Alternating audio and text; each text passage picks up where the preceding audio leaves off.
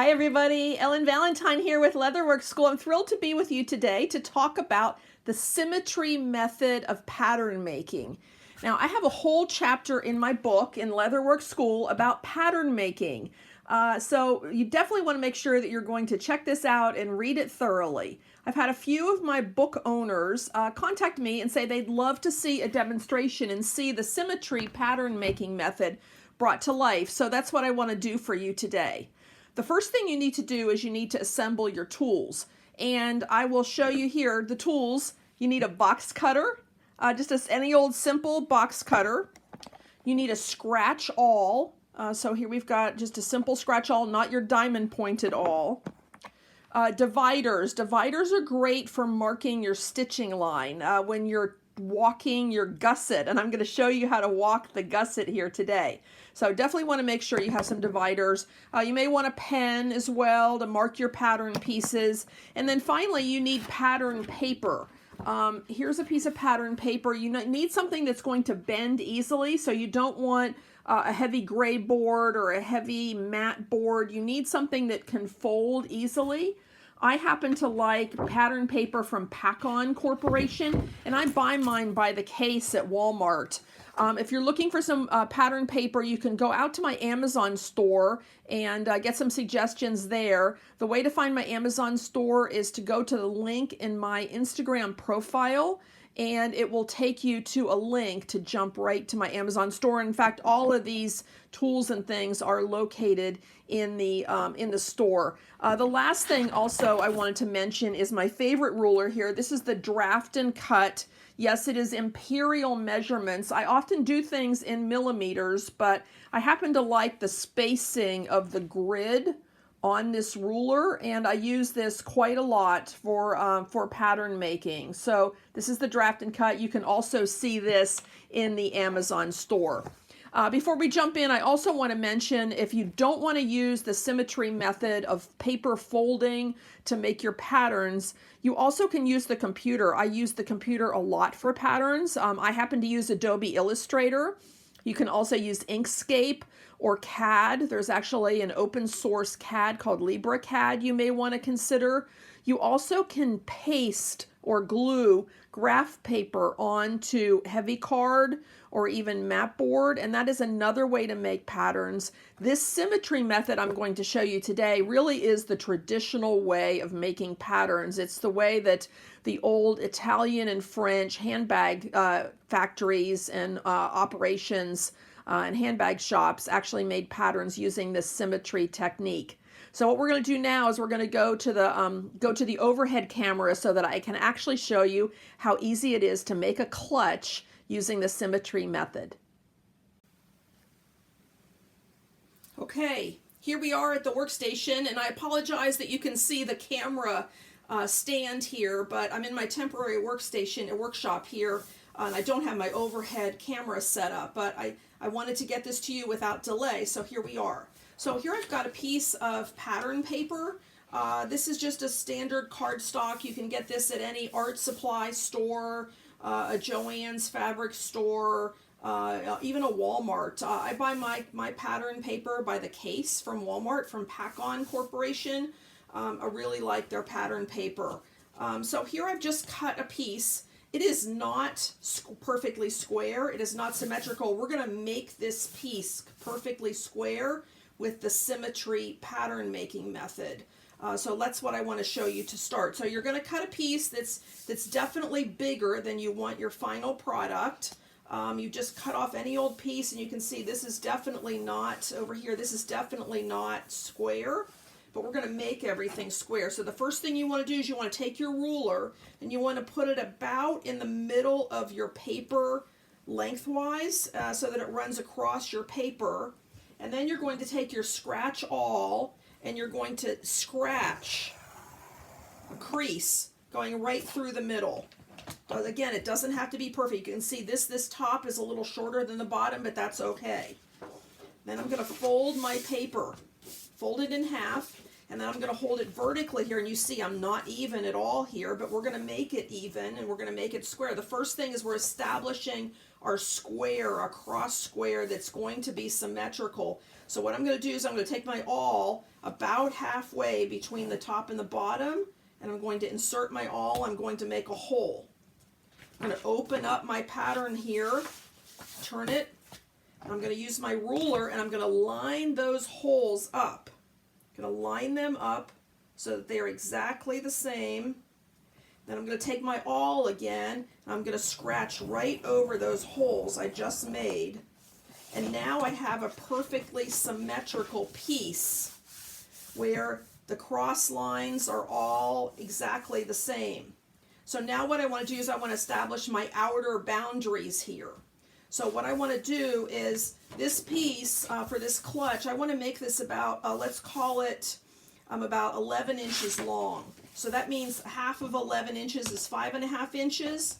I'm going to take my ruler, going to lay it across the top quadrant of the paper, 5.5 inches in, and I'm going to make a mark with my awl in this upper quadrant. Made one hole here. It's actually going through both sheets of paper here, but I'm going to just really rely on this one hole. I'm going to open my paper up. I'm going to fold it, and I'm going to pierce through the other unpierced quadrant. Then I'm going to open it up, fold it back. Now I have my line. So I can cut through both layers with my ruler from top to bottom using my box cutter. Careful you don't shift your ruler. Okay, might have to make a second cut here. That's fine. Just a couple of places. Make it go the whole way through.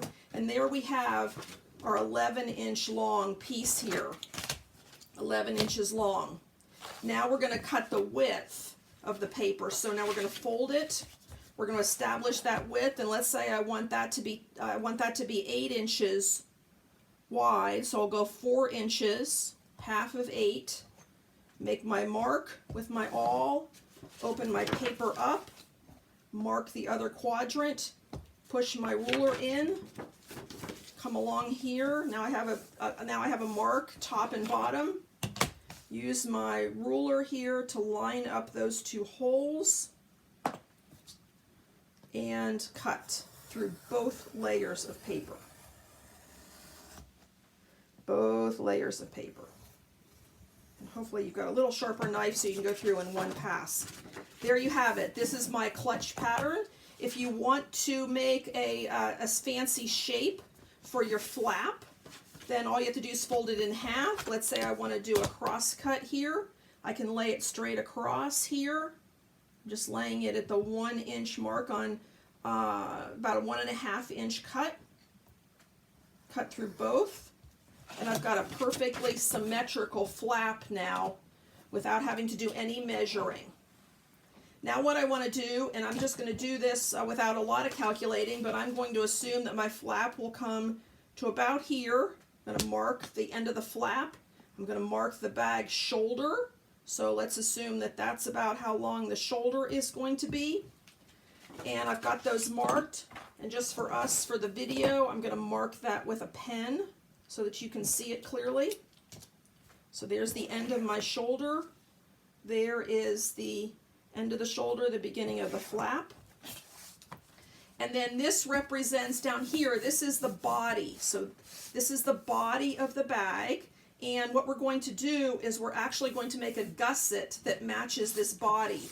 And while we're at it, I'm going to mark that 1/8 or 3 millimeter stitch line for the gusset. So I'm going to mark that with a pen right along there.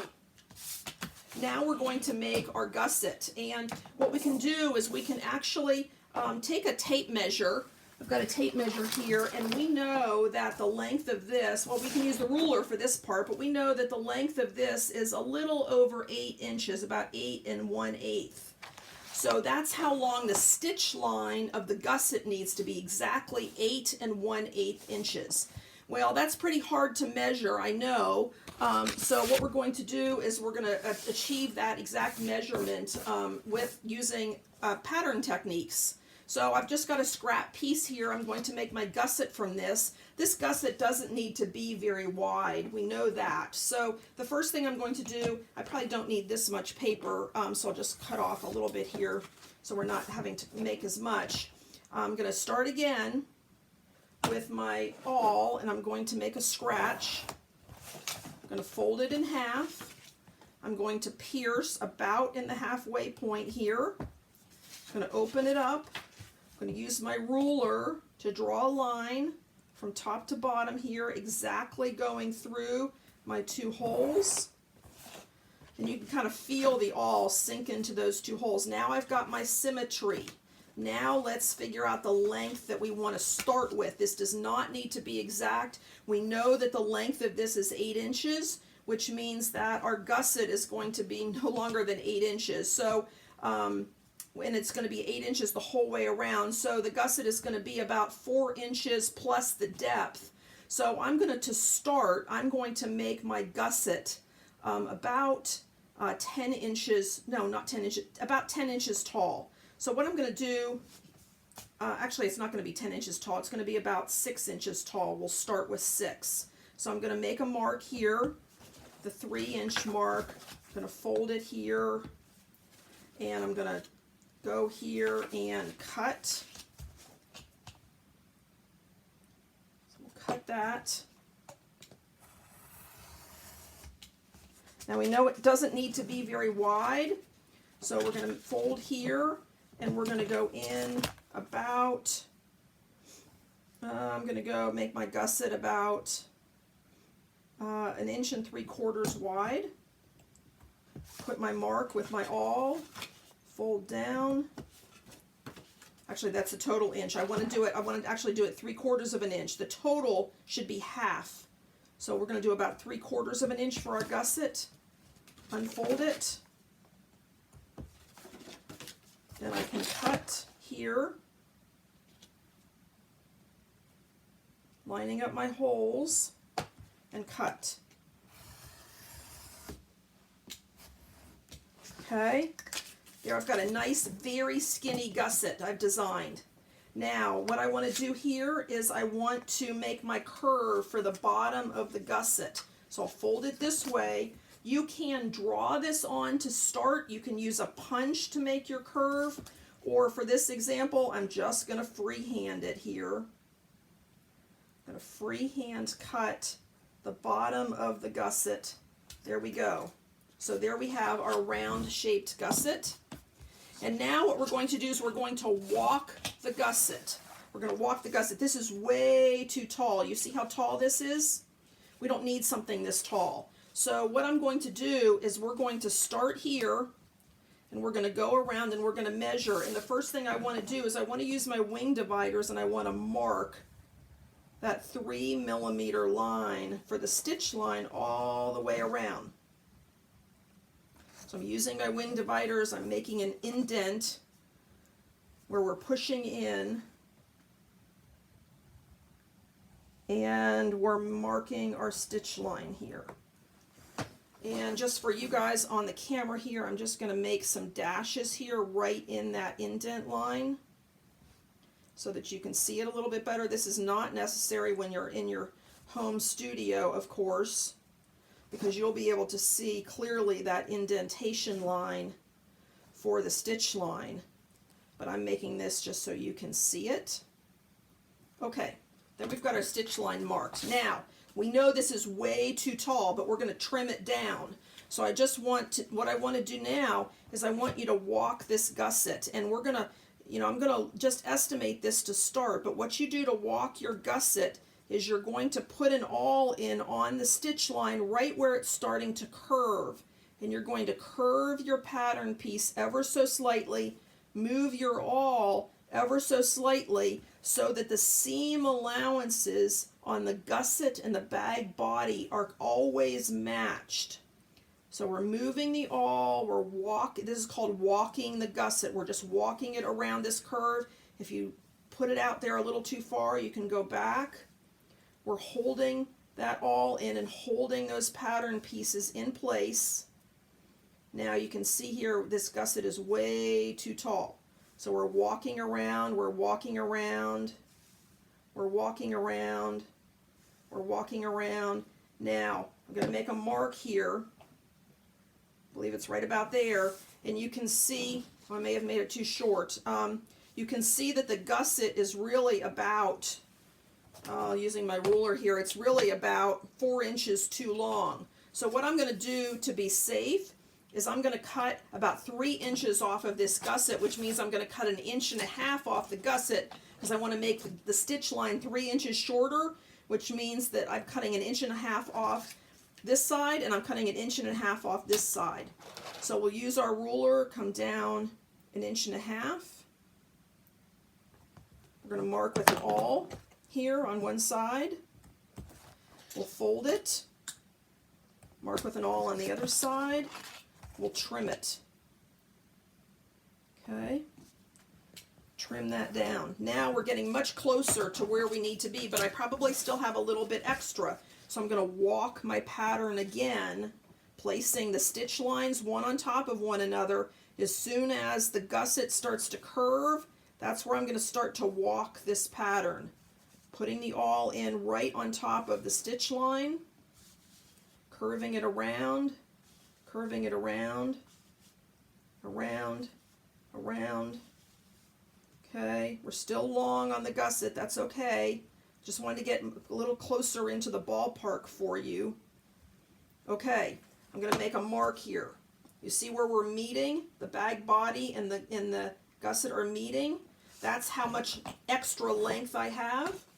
Measure with my ruler. We've got 3/4 of an inch too long, which is 6/8. So we're going to take 3/8 of an inch off of each side. Use our ruler here. Make sure we're symmetrical. Fold over, fold over. Now we can trim this down 3/8. Get the knife and cut. Now we have our gusset. We should be very, very close. Again, you'll start here. We'll curve and walk the gusset around. Walk the gusset around. We're at the halfway point. Walk it around. Walk it around, and look at this. We've got a very, very good match here. Try one more time. Walk. You want to make sure you're not sliding. I slipped a little bit there. You want to make sure you're not slipping as you're rotating. There we go. Okay. And if you cut too short, you can always just use this piece to make another pattern. And look at that, we're sliding right in there perfectly. You see how we've walked that gusset around and we've got a perfect match? That's what you need to do. Now we know that this stitch line exactly matches the stitch line on our bag. There you have it, the symmetry method of pattern making. I hope that this demonstration has brought a lot of the examples in the book to life and really shown you how you don't need a computer, you don't even need graph paper, you just need some folding cardstock in order to make some great patterns. As always, you can follow along on my Instagram at Leatherwork School. You also, if you are on YouTube here, you can click the button below to subscribe. If you've got any questions, you can send me a DM on Instagram at Leatherwork School. Good luck with the symmetry pattern making. I can't wait to see what you make.